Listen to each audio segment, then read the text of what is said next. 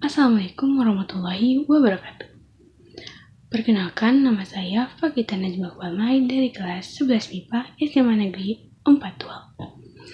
Pada video kali ini, saya akan menjelaskan tentang teks eksplanasi yang berjudul banjir. Yuk simak videonya. Banjir. Kita tahu bahwa setiap tahunnya di Indonesia diprediksi sering sekali menimbulkan fenomena alam yaitu banjir. Apalagi pada puncaknya musim penghujan di bulan Januari dan Februari.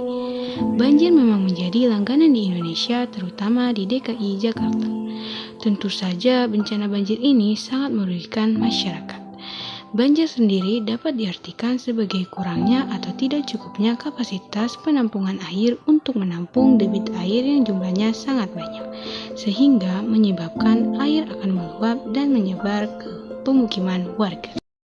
Jumlah kelurahan yang masih aman akan terus diantisipasi agar tidak terkena banjir. Kelurahan yang berpotensi banjir berada di daerah aliran sungai yang belum dinormalisasi atau dilebarkan dan dibeton. Selain itu, banjir dari tahun sebelumnya tak akan berkurang jauh. Selain itu, ada beberapa hal yang menyebabkan banjir di suatu wilayah, yaitu yang pertama yang paling sering terjadi adalah curah hujan yang tinggi. Curah hujan yang tinggi jelas dapat menyebabkan genangan air yang meninggi dan akhirnya terjadilah banjir.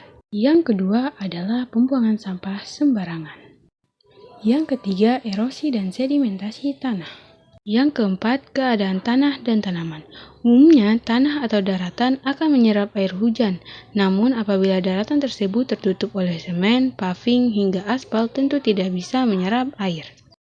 Yang kelima adalah rusaknya bendungan dan saluran air. Bendungan yang jebol bisa terjadi karena lingkungan yang kurang terawat ataupun karena kapasitas air hujan lebih tinggi daripada biasanya yang menyebabkan air tumpah ke daratan. Yang keenam, rusaknya hutan. Rusaknya hutan seperti contohnya penebangan hutan secara liar dapat menyebabkan akar tidak dapat menyerap air hujan sehingga air akan menggenang menuju daratan dan menyebabkan banjir. Yang ketujuh, pembangunan tempat pemukiman di sekitar daerah sungai. Pembangunan tempat pemukiman di sekitar daerah sungai dapat memungkinkan tanah di pinggir sungai longsor dan akhirnya tidak dapat menampung banyak air. Dan yang terakhir adalah pemanasan global. Nah, adapun dampak yang ditimbulkan oleh bencana banjir yaitu yang pertama, menimbulkan kerugian ekonomi. Yang kedua, kesulitan air bersih. Yang ketiga, menimbulkan masalah kesehatan.